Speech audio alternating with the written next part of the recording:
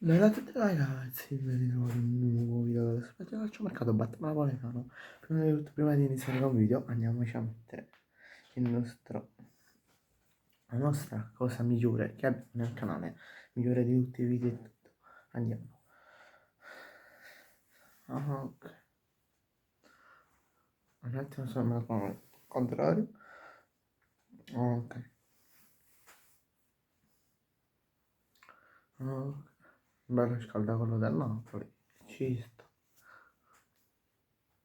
Ok.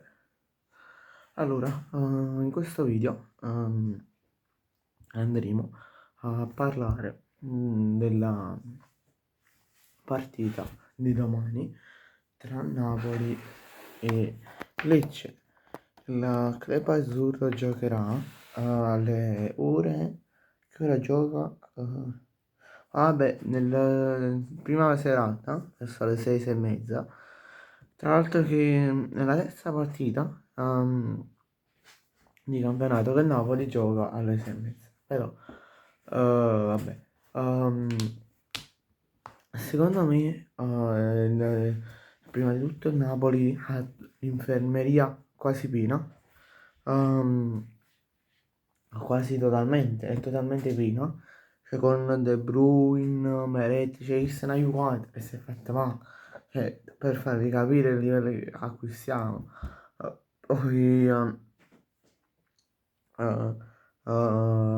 che abbiamo? De Bruyne, abbiamo Lukaku e Lobotka e altri. Cioè, avete tutti i giocatori importanti, sono infortunati, per farvi capire. Da questo noi possiamo andare, diciamo, a capire la formazione titolare del Napoli. Chi sarà? Secondo me vi dirò una probabile formazione. E poi diciamo vi andrò a citare la probabile formazione di OneFootball. Allora, porta, vabbè, l'unico che possiamo mettere è Milinkovic Savic. Poi abbiamo terzino, secondo me il Napoli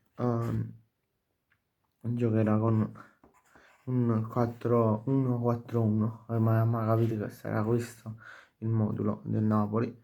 Un attimo, ora segno tutti i ruoli. Centrocampista, difensivo, centrocampisti offensivi. Vabbè, questi dopo li segniamo. Allora, porta ve l'ho detto, Milinkovic Savic, terzino sinistro e terzino destro. Andrò, vabbè, i soliti. C'è Di Lorenzo.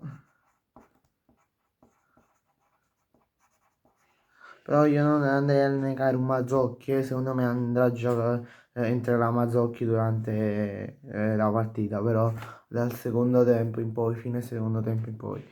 Poi abbiamo Spinazzola,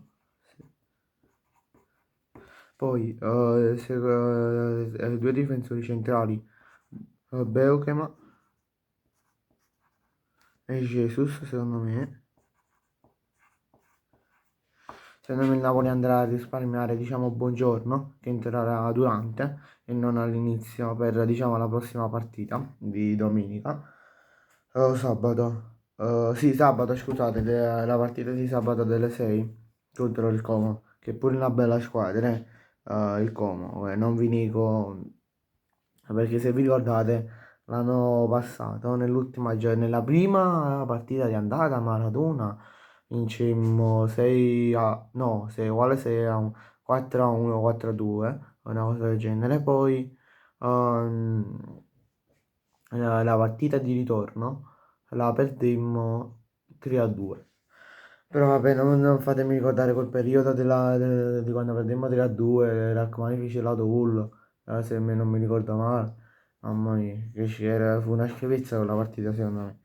Però vabbè, centrocampista difensivo Gilmour. No, scusate, mi sono confuso. Invece di 4-1-4-1 volevo dire 4-3-3, ormai ho fatto l'abitudine, quindi no, scusatemi. Vabbè, il Napoli secondo me giocherà un 4-3-3 difensivo, quindi un centrocampista difensivo e due centrocampisti centrali. Centrocampista difensivo Gilmour, scusate. Centrocampista centrale. I due centrocampisti centrali saranno Anghissà e Lobotka. Sì, Lobotka e McTominay. Io spero prima possibile ehm, che Lobotka entri in campo. Non vedo l'ora che guarisca dall'infortunio. Cioè, ci serve Lobotka, non possiamo continuare a giocare con il Gilmour al centrocampo. Cioè, ma Lobotka ci deve venire a salvare. Cioè, quindi pensate come siamo messi.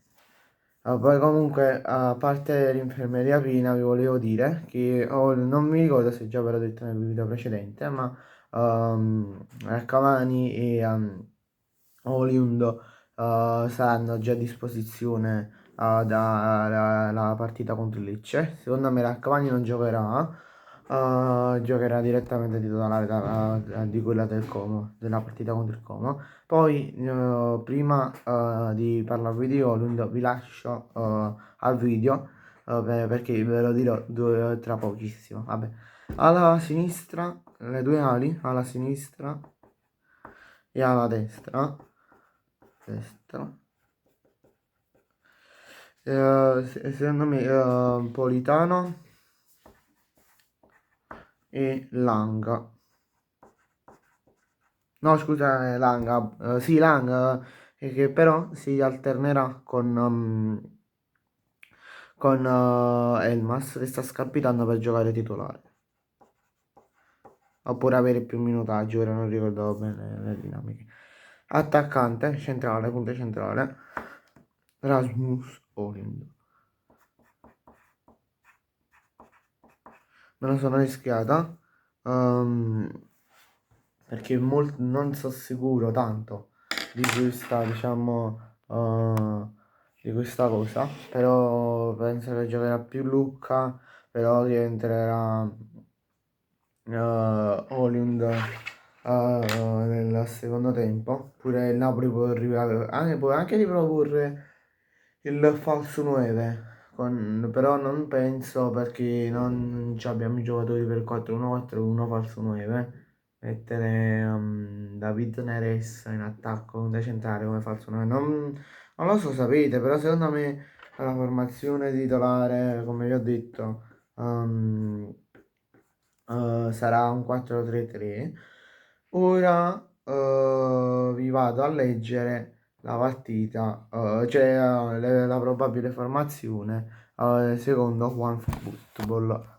Allora, la probabile formazione secondo OneFootball di Lecce-Napoli, scusate, è a 4-3-3 come pensavo io, con Milinkovic, Savic, Di Lorenzo, Bergman, Jesus e fino a qua siamo come ve l'ho detto io. Poi possiamo notare la prima differenza con Olivera, io ho messo Spinazzola, poi centrocampo uguale come ho fatto io, cioè Anghisa, Gilmour e McTominay, poi in attacco Politano, Lucca, Langa.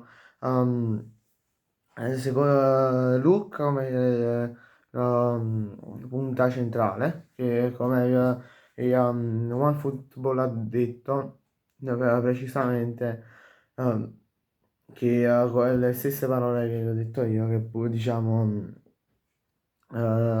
si alternerà con Holind, quindi verso la fine cioè verso il 60esimo, 65esimo Holind entrare in campo, invece diciamo c'è sì, Langa giocherà titolare al posto di Neres Elmas che non vede Elmas che sta scalpitando per giocare titolare. OneFootball pensa questo, poi non lo so quello che succederà durante la partita domenica.